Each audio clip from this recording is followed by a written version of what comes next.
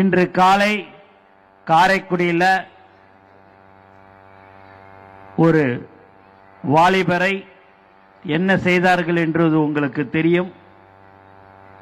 அதற்கு தமிழக வெற்றி கழகம் கடும் கண்டனம் தெரிவித்திருக்கிறோம்.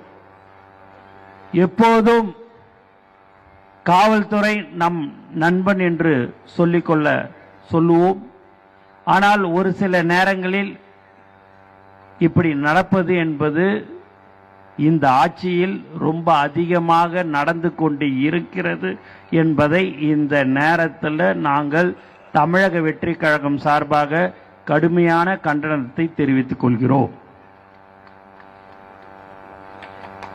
மேலும் நம்மளுடைய மாவட்ட கழக செயலாளர்கள் அவங்க வீட்டுக்கெல்லாம் போய் பார்த்திருக்கிறாங்க. அது மட்டும் இல்லாம இந்த மாதிரியான ஒரு கொடுமை நடக்கவே கூடாது. அந்த கொடுமை நடந்து விட்டது. அவருக்கு வயது சுமார் 27 வயதுதான். அவருக்கு இந்த நிலைமை ஏற்பட்டிருக்கிறது.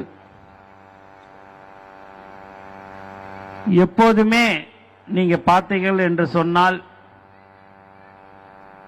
ஒவ்வொரு செயலும் பார்த்து செய்ய வேண்டும் என்று சொல்வார்கள். அதுபடி இந்த அரசு பார்க்காமல் எதையோ எப்படியானாலும் செய்யலாம் என்று செய்து கொண்டிருக்கிறது.